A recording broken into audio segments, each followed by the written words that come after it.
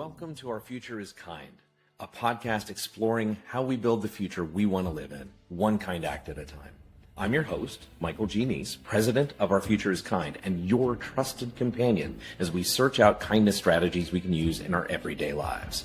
Together, as we chase the idea of building a kinder future, we will interview experts in kindness, team building, human motivation, corporate culture building, relationships, plus politicians, artists, and those with a vision for a healthy and kind future, one we all want to live in and deserve to enjoy together. In addition to interviews, we will consider positive depictions of humanity's future in art, literature, the movies, and media. And we will issue kindness challenges each week, give an update about Our Future is Kind, the company, and what it's doing to stay true to its mission. So, let's dive in. Pinney is an identity architect and life coach who started the Vaulted Self, where he helps people, especially professionals, reprogram the beliefs and behaviors that keep them stuck, helping them get where they want to go. He also founded and oversees Valltees, a clothing line that helps spread positivity, one article of clothing at a time. Jon Pinney, welcome to the program. Thank you so much. I'm very excited to be here, Michael. Love what you're doing, and glad to add to the energy of the podcast. Well, I know that you will. You are one of the advisors of the Human Summit, which I'm the co-founder of, and I'm so excited about your involvement in that huge event that's coming up. But before we dig into that, I introduced you, but I want you to introduce yourself to our guests. What would you say makes you you? Oh, that is such an interesting question, because we are all the combination of all of the beliefs and experiences and habits that we have in life. And so when I think of who I am, there's a lot of different elements to it. I think who I am today is somebody who believes that we all have the power and the ability to impact the world around us for good, and that is what I try to do every day. I spent many, many years being in a very sad, dark place. I was in the closet for 20 years, very religious, and I, in my 30s, found my way to the light and was able to accept and love myself, and now I try to create the space for other people to live authentic lives, filled with purpose. And a lot of that for me is figuring out how to create a ripple of positivity that actually inspires that authentic, purpose-driven living. So that's a little bit about me and some of where I come from. So there you go. I think we could just end the podcast there because that was an amazing answer. Thank you. What a tremendous story. Gosh. I love the idea of the personal empowerment that you talk about. The idea that we all have some sort of effect on our surroundings, on each other. Can you talk a little bit more about that? Because it seems like that is how you lead your life, and I find it fascinating. Yeah, there have been studies that actually show that when you walk into a crowd, you smile, the smile spreads to the crowd. And the opposite, if you walk into the crowd and scowl, the scowl spreads. So when I think about just the experience that I've had in life, there have been so many examples to me of my own life of how when I take the opportunity to positively impact somebody, it then ripples out. And when other people do the same, it makes me feel something that I then want to share and spread to other people. So I think that's where it comes from. And I just, as I think about my purpose here, I want to make this world a better place. And there's a lot of darkness, and it's so easy to bring some light into the life of a person that is feeling dark. If you think about a candle being lit in darkness, it automatically creates light everywhere. And that is the impact that each of us can have on the world around us without doing very much. I think we oftentimes think that we have to do some crazy, big, dramatic thing to positively influence the world around us. And I've found that it's actually the very small things that can make the biggest impact on the lives of individuals around us. You're echoing something that I hear just an awful lot, where people say, if it's not going to be a big deal, I'm not going to have some sort of big impact, why even do it? I mean, I have all these obstacles to even trying. Why should I give it a shot? So what is your answer to that person who feels a little helpless, feels like they don't really have the ability to make big change in the world? How do you coach them and help them realize something different?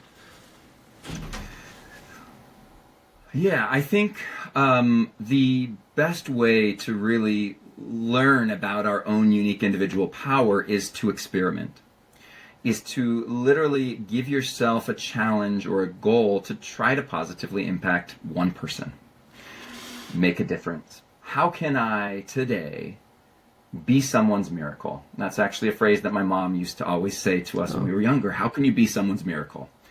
And so when you go about your day in the morning, now many of us work from home and we don't maybe see a lot of other people, but we're likely going to be on calls with them, or we're going to run to the store. And if you think, today I'm going to try to make a positive impact in the life of one person, see what happens. Tell yourself, make a decision. What am I going to do? Am I going to smile at a stranger? Again, it's a simple thing, but a lot of us, especially I live in New York City, we're kind of trained not to look at other people, not to make eye contact, to stay separate. And I think that that's one of the challenges we have today, because we live in our digital lives. We don't actually have the connection that was so prevalent in the world before the digital world became so prevalent. So I would say if you're hesitant of whether or not you can make a difference, test it, experiment. Give yourself a goal to try to make an impact in one person's life and see what happens. That's profound. The idea of it doesn't have to be perfect the first time. Just go give it a try and then see what the result is. As somebody who studied science for a lot of years, I love that approach. It's really cool. One other thought. You may have noticed I'm wearing a shirt that says "You are enough" in very simple lettering. Before I decided to start the t-shirt company, I just wanted to have some shirts that had positive messages on them, because I felt like, hey, what an easy way to spread some positivity to the world around us. And so I started getting shirts that just had positive messages, and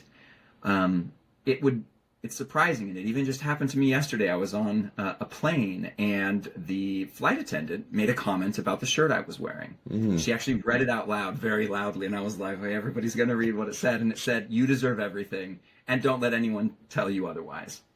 And it's not the first time that somebody has commented on my shirt. And oftentimes, shirts like this, when somebody comments on them, they are thanking me for the message that I'm wearing. So if you're afraid to be the kind of person that says something, you may also consider wearing something that says the thing that you want to say, because then you don't actually have to have the interaction yourself.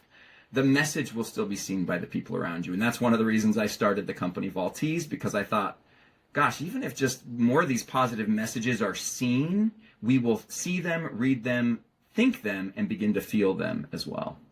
So tell me a little bit more about the different lines of shirts. I mean, you say that there are positive messages. Are there different categories of messages? Are there different styles that people could look at and decide, this is my style, this is the one that I want to get? Yes, and the company has been around for less than a year, so we're still growing and learning and figuring out what people like and what they want to wear.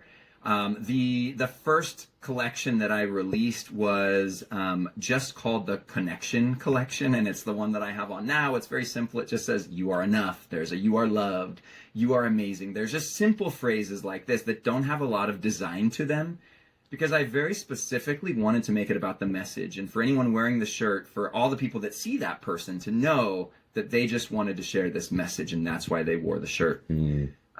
But I recognize that that's not for everyone. So the next collection I came out with was called the Bold Positivity Collection. And it's a little more streetwear. It's a little more creative and in your face, and maybe not quite as easy to read.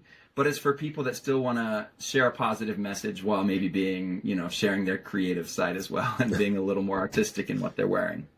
In addition to that, we do have some other collections that we've put out. I have one that's all about, it's called the Veterans Quiet Fight collection. I was talking with my brother who was in the military about the type of shirts that they'd want to wear. And unfortunately, there's an epidemic of suicide among the veteran community. And so I wanted to raise awareness of that. And the shirt basically says, like, if you're fighting this fight, know that you're not alone.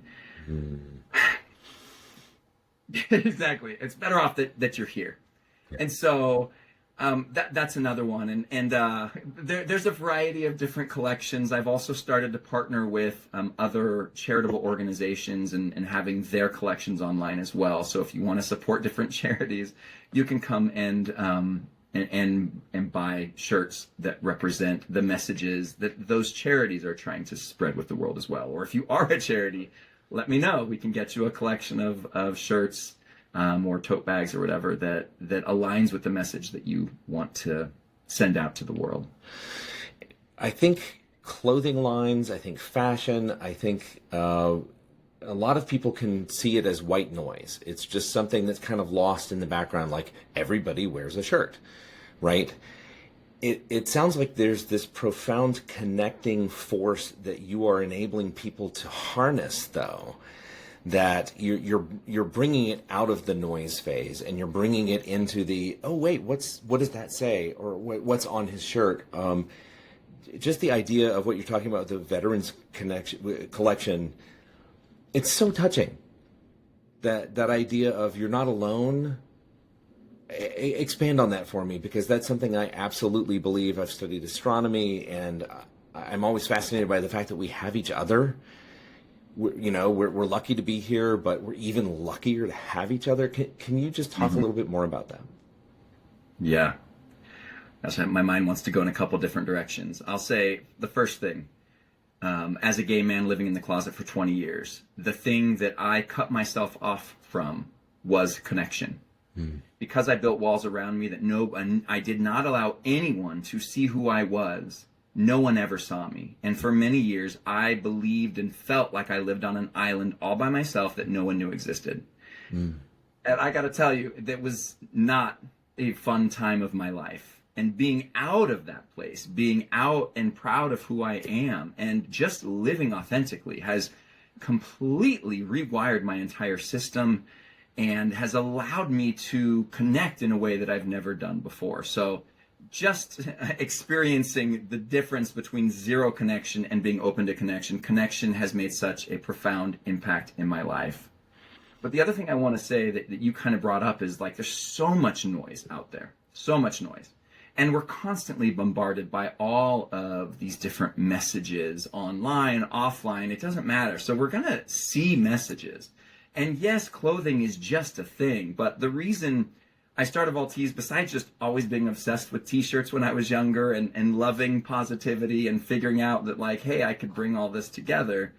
The other thing, the reason why I named the company Valltees, Vol has multiple meanings in languages that are not English. In other languages, it means to cover, to conceal, to profess, to testify, or as a noun, it's like an embankment or a protective barrier. And so clothing is all of those things. Clothing covers us and it conceals us, it protects us, but it also allows us to testify and profess about the things that matter most to us. And so, yeah, I love a funny shirt and I will put on funny shirts, but I've decided very specifically that, like, Valltees isn't about the funny shirt. Valltees is all about sharing the message that people need to hear. And maybe at some point I'll have the funny shirts as well, because I do love them. But I wanted to focus on what I thought was most important, which is sharing those messages that we all need to hear and that we don't hear or see enough.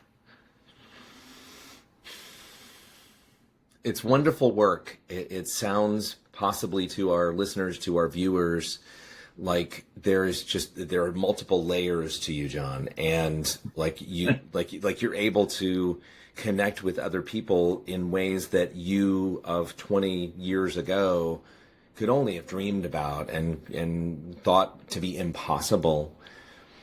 This brings me to the big event that we're both part of that's later on this year, November 13th. We have, on World Kindness Day, we have the Human Summit.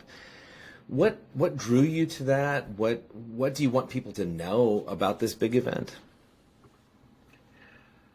That's a great question. When I was originally approached to potentially participate and help out in the project, I just immediately was like, yes, like in every way, yes, it aligns in so many different ways. I look at the world around us, and there's just a lot of darkness and disconnection. And having been somebody who lived in that space for so long and has come out of it, I just know, number one, how easy it is to come out of it. It is not as difficult as people think. And number two, when we get together, the power just amplifies. And so I want to be involved in organizations like the Human Summit, where we come together and bring our collective experiences and amplify each other and amplify the impact that we can make when we make kindness a way of life. And I focus on spreading positivity, which is a form of kindness, but there are so many other ways that kindness can be leveraged to make a positive impact on the world. And so that's why I'm participating in the Human Summit, why I think everybody out there should participate and bring what you have, what you know, what you've experienced, and the knowledge and the excitement that you have about your area of kindness, and bring it together so that we can work together to make this world a better place. There are so many obstacles. There's so many things that feel insurmountable to getting us together and getting us to bring this kindness and positivity into the world. With the Human Summit, I mean, do you see that as a spark for reminding people that together we have a bit more power? Or, I mean, how would you explain it to somebody that you just met? I think you could say it's a reminder. I think you could also say, we talked about experimentation earlier, right? It's also an experiment. It's like, what would happen if I showed up, brought my knowledge and background and my belief in the power of kindness, and brought it and kind of threw it into this collective space and figured out, what can I add? Because we can all add something. And I think maybe the biggest fear that some people have is like, what can I do? I know this was something that I struggled with for years and still sometimes struggle with. I'm a life coach. I have this business of the t-shirt company. I also online have like a platform where I have like 35,000 followers on Instagram, and I just share my thoughts. And I got to tell you, when I was challenged to start sharing, I was terrified. I was terrified to open my voice, and I said, who am I? Who am I to share? And what I realized is that by just sharing my authentic experience, so many other people were influenced and impacted by it. So if you're afraid, if you're worried that you don't have something to bring, it's just not true. It's just a story you're telling yourself. And as soon as you open your mouth and share, you will realize that your experience is valid and that it will make an impact on the collective group and on individuals within that group who needed to hear what you have to say. I absolutely adore that. I think that is such a great perspective. Here at Our Future is Kind, we think in cosmic terms. And it's the idea that there have been about 117 billion people who've ever lived. And out of that 117, there are only 8 who are currently alive and can make impacts. And so we're part of a very tiny percentage of people who are here and have some say and have some ability to affect things and to affect the future that is yet to come. And out of all of the people who've ever been born and lived, and hopefully, we get long lives here ourselves, there's nobody that could replace you. There's nobody that could replace anybody who's listening in on this conversation. Everybody brings something unique to the table. Yes, 1,000%. Each of us has something important to share. And I think the travesty is that so many of us, and I was one of these people, just don't feel like we are worth it. We are not enough. Yeah, I have one of my kids is trans, and she is a lovely human being. She's so wonderful, and I know that, when I bring up the word trans, there are people who are going to get really scared. And there's so little to be scared of. I mean, she enjoys, watching One Piece and, anime, and enjoys baked goods and that sort of thing.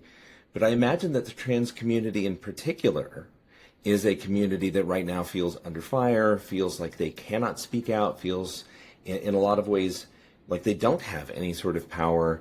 As part of that broader LGBT community, do you have any words to the trans youth and the people who are afraid right now? It's a great question. I would want everyone to know, number one, that you are not alone, that there are so many people out there who love you and care about you, who are fighting for you. So I think that is the number one. I think the number two thing I would say is the most important thing you can do is learn to love yourself. If you can love yourself, it doesn't matter what anyone else thinks. So I would work towards self-acceptance and self-love and make it a daily practice where you look at yourself in the mirror and you say, I love you. I love you, Jon. You're amazing, Jon. And just get to the place where you feel good with yourself, because then you will radiate out to everyone else that interacts with you. And number three, I would say we all have power. You have power. And a lot of us forget that or never realize it. Every single one of us has power to influence the world around us, maybe in small ways, maybe some of us have the impact in bigger ways, but each of us can influence the world around us. And so if you believe that you do not have power, you're just giving it away. You're abdicating it. You're not using it. It's really important that each of us recognize, no matter what situation we're in, that there is power within us, and we can use it whenever we want to. And with kindness as the guiding force to the actions that we choose to take, I'm confident that we can build something great while we're here. Agreed. Which brings me to a thought experiment that we love to do on this program. So, Jon, if you're willing to do this, sure. What I want you to do is pretend we're getting into a time machine together, and I'm telling you right now, as I'm fidgeting with the controls, we're going to 2125, and we did everything right. Every possible thing you can dream of, we did it right, and we're going to the ultimate, amazing, best possible future. We get out of the time machine. What are you looking for to see that it was true, to see that we did get it right?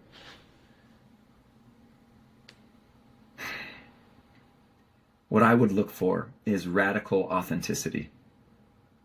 I would look to see that the world is in such a state where every individual feels empowered to live their authentic truth, whatever that may be, and that everyone else accepts and loves them for exactly who they are. Mm-mm. Sign me up. I want to go to that future. That's Me too. And you know what? Some of that is here today. Obviously, the world is not all of that, but there are pockets of it. And I think we're moving in the right direction, even though sometimes it feels like we're not. Sometimes to heal from wounds, we have to expose the wound. Mm. And sometimes looking at the wound, it's really scary, but it's through fighting through and looking for that healing that we're able to get there. So I do think that even though sometimes the world today seems very dark, I think that it's a sign that we're actually healing from some of the trauma and the pain of our past. Well, I think that's a partial answer to my next question. So I told you we did all the right things to get to that great future. Yeah. What are all the right things? Oh, that's a great question. And there's probably so many more that I'm going to be able to come up with right now or think through. Sure. But let's say that some of the conversations I've had with people of older generations recently, and I won't say who any of these people are, but I will say that I think there is a difference in awareness between people of my generation and even the generations after me and older generations about things like mental health, things like emotional health and expression and understanding who we are. There's so much that science has uncovered. I just think that as we continue to go, we just need to lean into the learnings that are coming to us.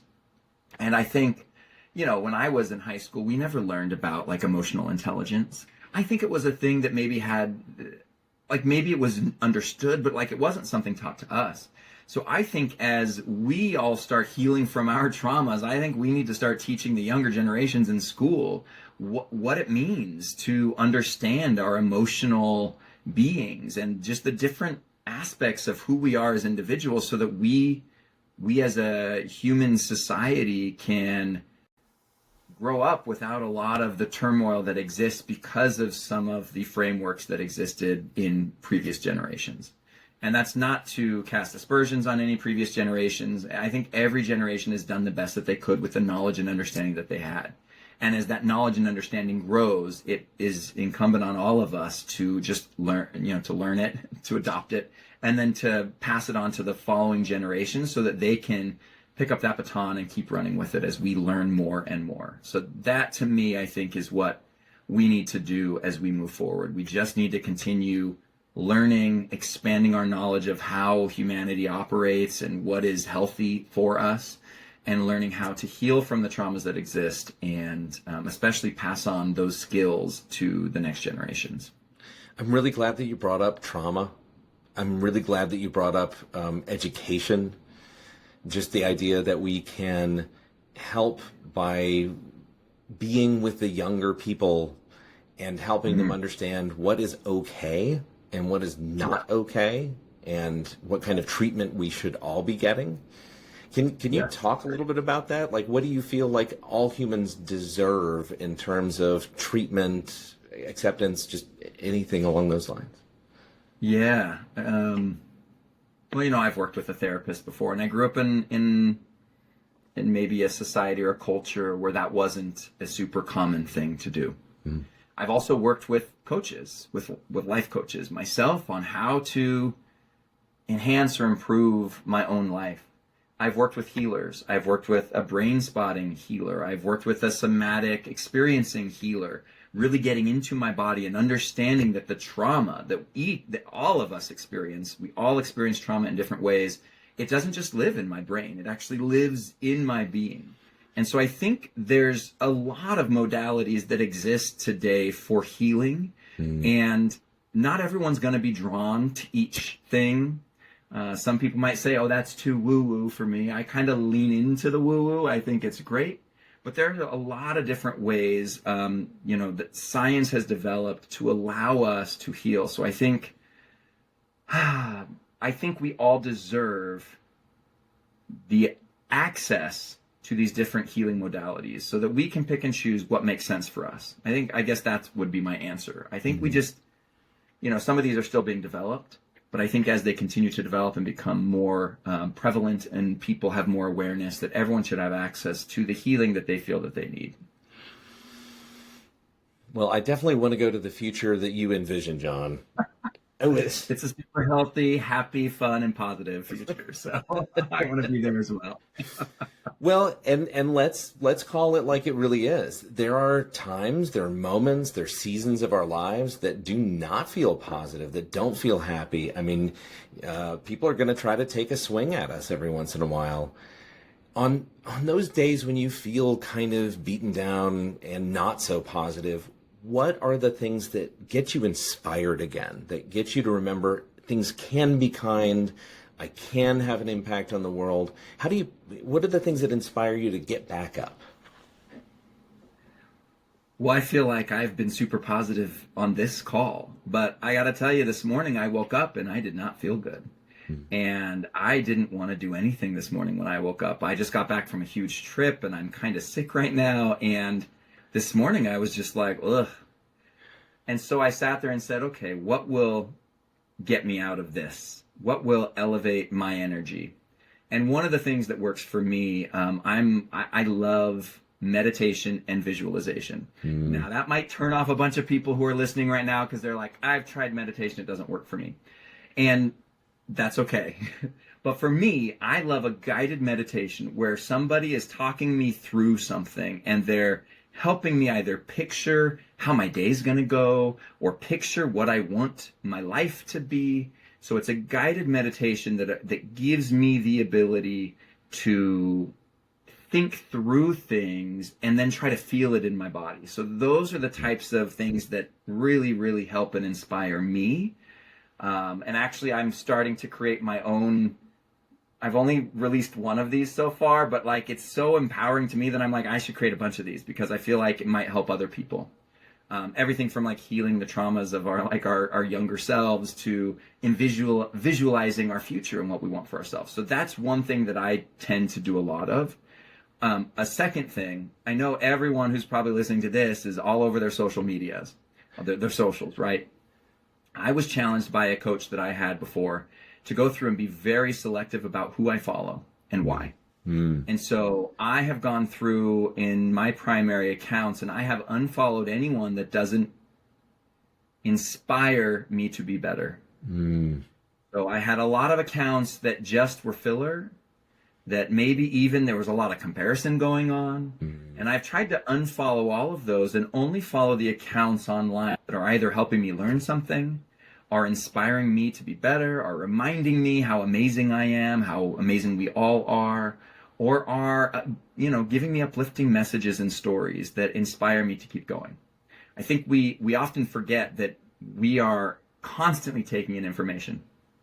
So if we want to feel a certain way and we're not feeling that way, we should look at what information are we taking in, and is there a way for me to adjust it so that the effect of the information I'm taking in is what I want for myself, which is maybe to feel more inspired, more happy, more uplifted, right? If all you're doing is reading a bunch of terrible stuff about how the world is so terrible, and then you always feel terrible, maybe you should try reading about how the world is also great, because it is great and it's terrible. It's both things at the same time, and what you focus on is what will often be what you feel.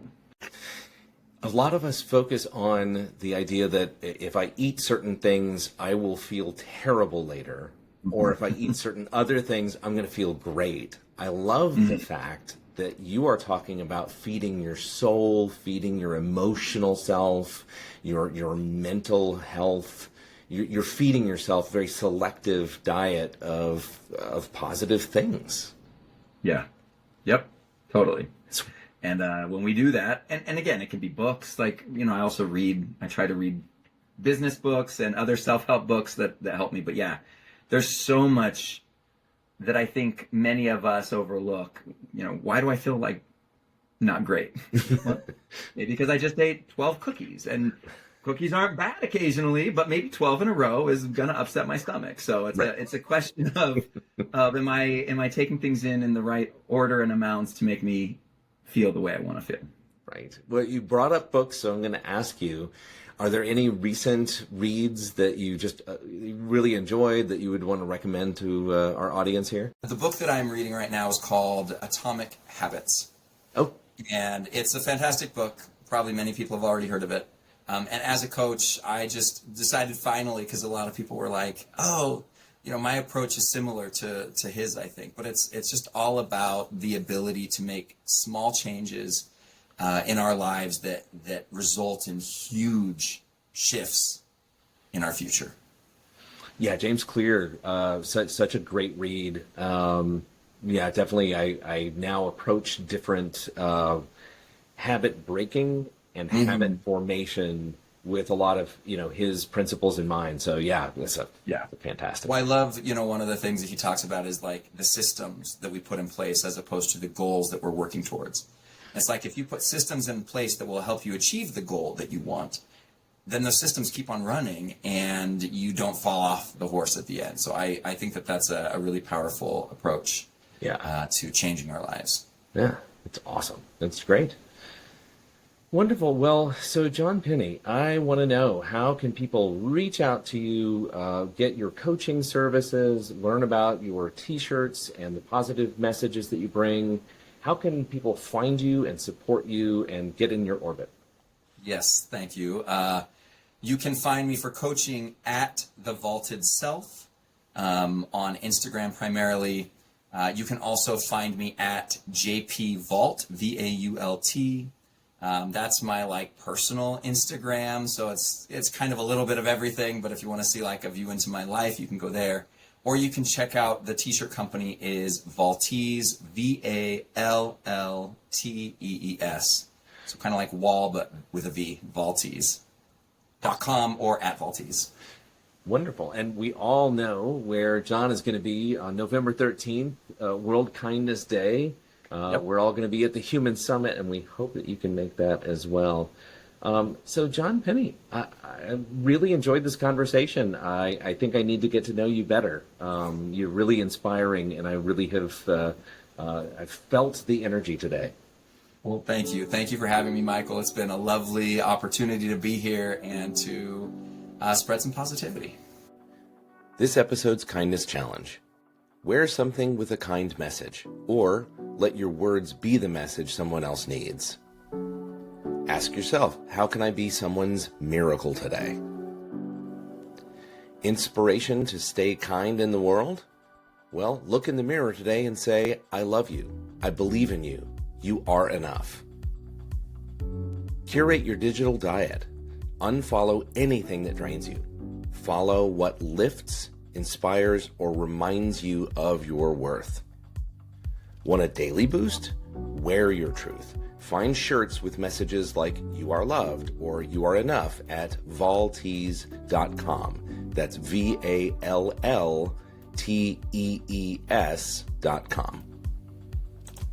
Thanks again for listening to our Future is Kind podcast, a podcast in search of a kinder future. Go out there and do something kind.